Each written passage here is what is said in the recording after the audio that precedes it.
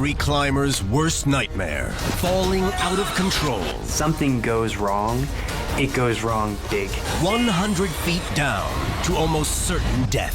When you fall 100 feet, you have a 100% chance that you're gonna die. Craig! He's a mass of shattered bones and pooling blood. We're 4 miles in the backcountry. Nobody knows we're here. It's an epic life and death battle. Craig DiMartino's fight to survive.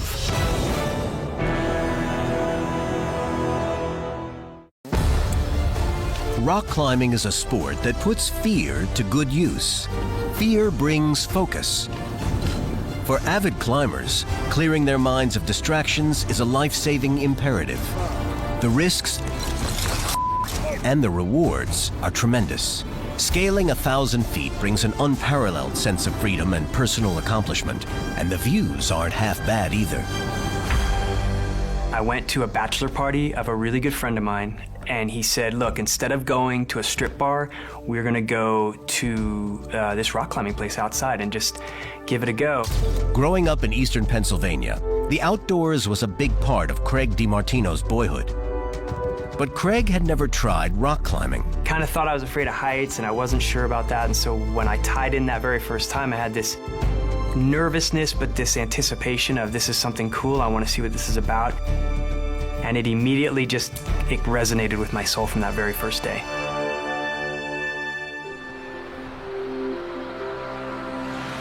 Before long, Craig was climbing constantly. Climbing put Craig in a position to explore his other passion, photography. You're in these weird areas where not a lot of people can be, so you start taking pictures, and those two things integrate really well. After a few years of scaling the scrappy cliffs and crags of eastern Pennsylvania, Craig felt ready for bigger challenges and grander vistas. I packed my stuff up, moved to Colorado so that I could climb more and just be in the mountains. In Fort Collins, Craig met Cindy, and the two hit it off. I love being outside with my friends and my family, and I love the movement and challenge that climbing presents for me.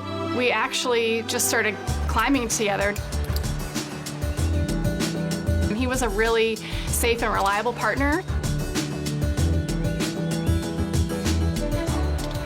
A reliable partner is as critical to a safe climb as the right shoes, the right rope, and the rack of cams, nuts, and carabiners that climbers carry. I was actually afraid to ask her out. I thought, man, if it doesn't work out, I'm gonna lose a really good climbing partner. 18 months later, Craig and Cindy married.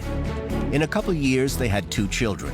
Craig was working as a staff photographer for a Colorado publisher, while Cindy studied for a degree in wildlife biology, and they both climbed as much as they could, with each other and with friends.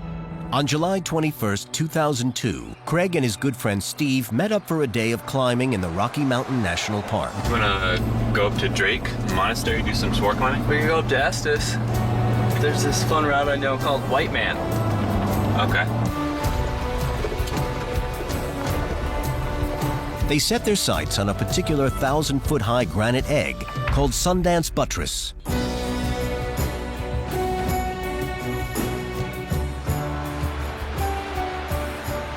Steve and I decided that I would go first, I would lead the climb. That's it? Yeah, finally. And so I'm gonna put the gear in. Climbs are rated on a scale of difficulty Maybe a 3. He's like a 2. called the Yosemite Decimal System. So you ready to lead it? This route is 511C. I'll know when I'm on it, huh? So it has a difficulty rating, and then it has a rating for putting gear in. It's a 511C, but then it's an R, which means it's a very serious climb, which means it's hard to put gear into. You're gonna have to really look around. The old days, they used to pound pitons in. Now we use cams. They cam against the rock, and so the rope is running into these devices as you're going up the rock. Knowing where to place the cams is critical. A climber must judge the distance up against the length of rope out. If he climbs 10 feet above the cam and he falls, it will be 20 feet down. If I fall 20 feet, now you have to assess, what am I gonna hit? Is that piece gonna stay in the rock? If it pulls, where am I gonna go to? Craig began his zigzag across the rock. The granite face was fairly smooth, with only a few narrow cracks and folds for wedging in the small safety gear. This climb, For probably 50 feet was all small gear. Climbers don't like small gear. We like big gear. Small gear tends to pull out. Craig headed toward the first anchor bolt, a steel pin at nearly 100 feet. Getting to that safe spot required a tricky maneuver called a traverse. When you traverse, you always run that risk of doing a pendulum. When you swing from this point, you're going to hit wherever you left. Steve is down below, holding on to the safety rope tied into Craig's harness. Once I was at the anchor, you get that, okay, I'm still alive and happy. Craig clipped the harness into the anchor bolt. I'm at this anchor that is 100 feet off the ground, basically a 10-story office building. Off belay! Okay, nice job! Belay's off! The climber's sight line was blocked by the cliff. Now I'm safe. I'm clipped into the rock. The route is over for me, and I'm ready to be lowered to the ground. Craig shouted down to Steve. So you, okay? I unclipped my harness and just sat back. The rope was unsecured. I am really picking up a lot of speed. No! Craig hits a tree that stands him upright. I'm going the whole way. He's plowed into the ground at about 50 miles per hour. In the lingo of climbers, Craig has just cratered. Couldn't get my head around the fact that I was on the ground. And not that I was hurt, but just that I was on the ground where I shouldn't be. I should be, 100 feet in the air, and then suddenly the pain hit like a freight train. Steve rushed over to find his friend in a pool of blood. Stay with me, Craig. You're gonna be okay. Let me support your head a little bit. Shattered bones sticking out from all over his legs. You're gonna be okay, Craig. Be right back. Steve can't tell how badly Craig is hurt, but he does know Craig will be facing the fight of his life to survive.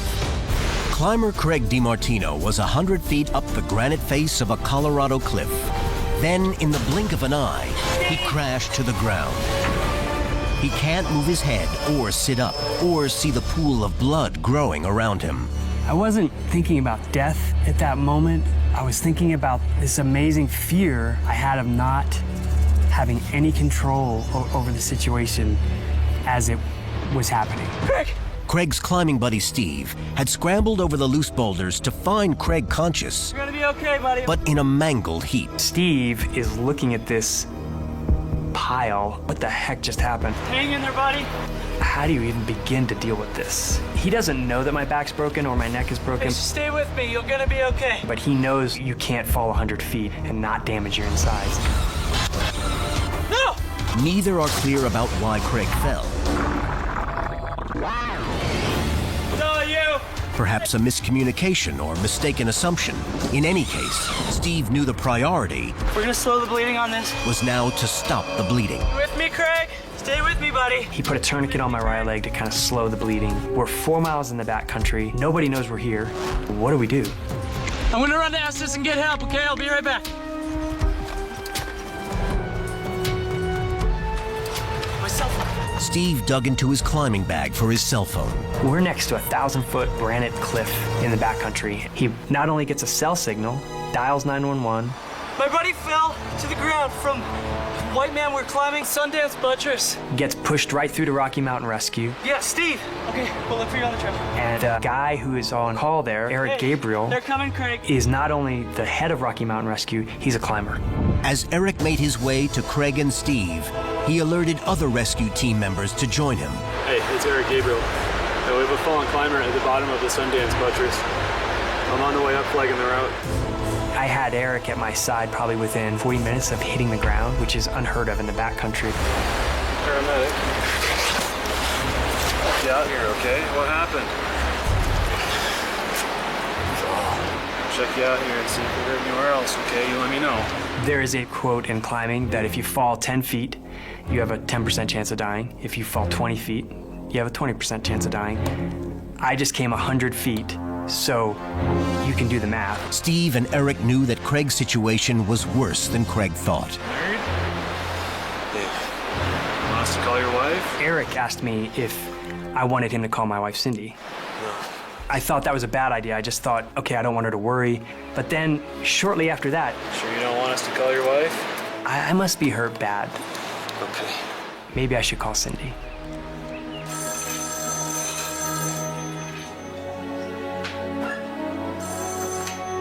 Cindy. Hello. It's Steve. Oh, hi, Steve. Steve said that Craig had taken a fall What happened? and that he had broken his ankles. No, he's gonna be okay. And I thought that he had just fallen All right. to the end of the rope and maybe hit his feet on the, on the face. I'm on my way. So I didn't know that Craig had actually hit the ground. And I didn't go beyond that in my head. I just wanted to get there and see for myself. Eric did his best to stabilize Craig's injuries and packaged him for a difficult, bumpy rescue You'll be okay, Craig. called a carryout. The rescue team prepared an elaborate system of ropes and pulleys to move Craig down the mountain quickly and safely. When I first saw Craig, I didn't know how badly injured he was.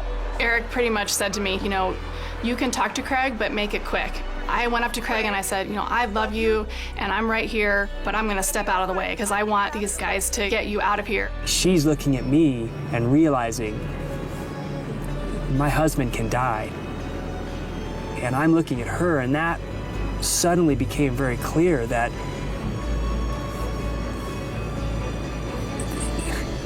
I'm not gonna get up, that I'm not gonna walk away from it. This is gonna maybe kill me. This is really serious, and I don't know how this will end. It took the rescue team nearly 5 hours to bring Craig to a clearing in the valley. From there, they loaded him aboard a waiting helicopter and flew him to the hospital in Fort Collins.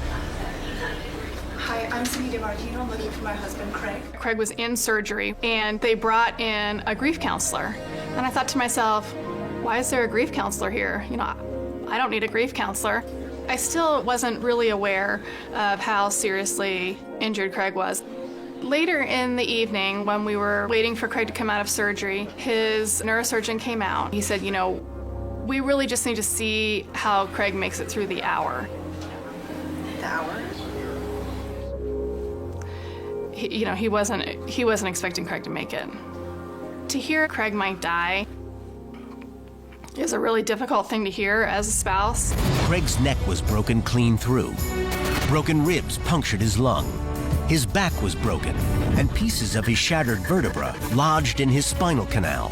He had a large hematoma in his chest and contusions on his kidneys, liver, and heart. With bolts, rods, and pins, surgeons do what they can. His feet and ankles were shattered. They moved me to intensive care, put me on a ventilator because I couldn't breathe on my own. And my wife, Cindy, ended up sitting with me as I was unconscious for the entire night just to see if I was going to live through the night. July 22, 2002. Cindy DiMartino waited in a Fort Collins hospital for word about her husband, Craig. Just 24 hours earlier, he had been scaling a 1,000-foot granite cliff. Now, after a long night in surgery, he was fighting for his life. I spoke to his surgeon, and he said, well, he made it through the night, but we really didn't know what that was going to look like. We didn't know if he was going to be a paraplegic or if he was going to be a double amputee. We just knew that he survived the night. As days stretched into weeks, Craig's condition stabilized. Cindy was there all the time, and I would ask, what's going on with my feet? What's going on with my back? What's going on with my neck? And what I didn't realize was they're being vague on purpose. What they're telling Cindy is, he's probably going to be a paraplegic, probably a quadriplegic, one of the two. His spine was shattered. He doesn't have any movement. Right after Craig's accident, in the weeks following, was a very scary time. What's his life gonna look like? What's his reaction gonna be? How are we gonna handle this? And then how are we gonna provide for our family financially? Our kids were really young. You get to see your daddy? Is this right? Look at him taking Look over there. Do you guys get to visit your dad every day? That's so much fun, huh? Craig's feet had been shattered and now rebuilt with pins and screws, but there was no way to be sure if he would walk again until he started physical therapy. So he began what climbers call a sufferfest. I've got rods in my back. Your back, is it? No. Plates, screws, every time you move, all this scar tissue's cracking and breaking. I got in this process. You wake up, you do physical therapy, you feel like you're gonna die. I don't even think soccer players can do that one. You're in this constant cycle of just horrific pain. You pass out, you eat dinner, you go to bed, and that's your whole world. You get to see me fall today. That'll be fun. How do I survive the pain that I'm in? Tired. Thank you. He knew that the only way that he was going to do that was for him to sit down and do the work. Just going forward, just walking forward is insanely hard. You know, I got to do it on crutches, and it's just insanely hard. I hate that exercise. Craig has an amazing positive attitude, and he was able to look at himself and laugh. This is gonna make people think therapy's fun. You keep smiling. I would sit in doctor's office when they were giving me these really bad reports, and I would just start making jokes. Broken back thing has a lot of drawbacks that they don't talk to you about before you do it. So if you're thinking about it, I wouldn't do it. I could focus on the negative of it, but I'm gonna focus on the positive of it. Some days I would get there and he would say, hey, you know, I walked today. And then other days, you know, weren't as productive. So it was a slow process and it wasn't an easy process. This is Mr. No Feeling. Still not on the bottom though, huh? My feet were still messed up, and they're still talking to me about, you know, your right leg is not healing. That is very problematic. I developed a nerve disorder 6 months after the accident called reflective sympathetic dystrophy. And I remember this neurosurgeon telling me, you're probably gonna be in a wheelchair full time, just so you know. It's just really hard to balance on it, and it kind of hurts. The nerve disorder caused excruciating pain in his right leg. And the fragments of bone in his right foot weren't knitting together well enough to ever provide a stable walk. It seemed like Craig was destined for a wheelchair. He didn't want to sit on the couch for the rest of his life. He wanted to be out taking pictures and doing his job and feeling like a person who's contributing to society. He wanted to live his life. A year and a half later, Craig went back into surgery, this time to surrender a limb, to win back his life. I lay down, and the next thing I know, I wake up, look down, and this side of the bed, there's foot sticking up, and on this side, it's flat. Okay, I've just stepped into a whole new world. That's not hurting your back, is it? No. Craig DiMartino fought hard to survive a near-fatal climbing accident. He even gave up a leg in the hope of being able to once again pursue his passion. They fit you with a prosthesis, and the first prosthesis is extremely painful. You have to learn a new center of balance because your body is made so that it's perfectly in balance. Well, all of a sudden you cut a leg off, now you're out of balance. But a normal prosthetic foot just isn't designed for Craig's lifestyle. To figure what's best for him, Craig went to Joe Johnston of Quorum Prosthetics. It does it, it's one, exactly. It does it, it's just not. So how much are you gonna cut off of that? I'm probably gonna take about a ½ inch off both sides. Joe designed an effective walking foot. Everybody thinks carbon fiber is indestructible, but it's not. And worked on early prototypes of a climbing model. Craig then called on the TRS company to build him a prosthetic foot crafted to endure the rigors of climbing, while Evolve developed a special climbing shoe. The man-made foot functioned well in the lab, but before it could prove its worth in a real climb, Craig himself needed to prove something first. His chance came on a camping trip as he helped his young daughter finish a climb. I was belaying Maya, and as I lowered her back to the ground, she just very innocently looked at me and said, "Are you gonna climb?" He was like, I don't know.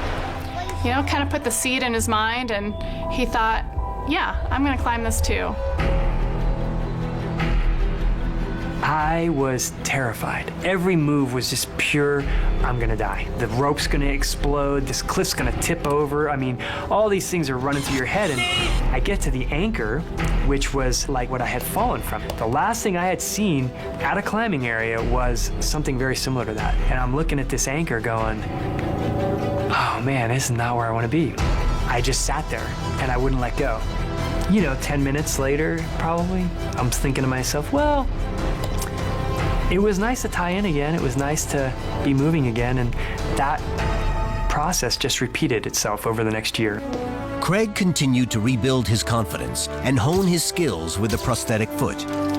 Then in June of 2006, 4 years after his accident, Craig gets a remarkable invite from a legend in the world of climbers, Hans Florian. He said, well, look, why don't you come out to the valley, that's what climbers call Yosemite, and we'll climb El Cap together. And that's like going to play basketball with Michael Jordan. As an afterthought, he's like, and you should do it in a day because no amputees have done it in a day. And I was like, okay. El Cap, El Capitan, a 3,100-foot vertical wall and one of the longest rock climbs in North America. El Cap is the yardstick by which climbers measure themselves. I was thrilled that he wanted to do it, and I was thrilled that he was going to have the opportunity to go try again. But then on the other hand, I was a little scared. To complete the climb in one day, Hans and Craig must start before sunrise. I was thinking, oh man, this might have been a mistake. But then once we started climbing and moving, you're just doing the process and enjoying it. People who were disabled were looking at him going, who's this disabled guy who's climbing El Cap? When I completed that climb in 14 hours, that made me the first amputee to ever climb El Capitan in a day. Okay, so if we could do that, if I could finish that, what else does this look like?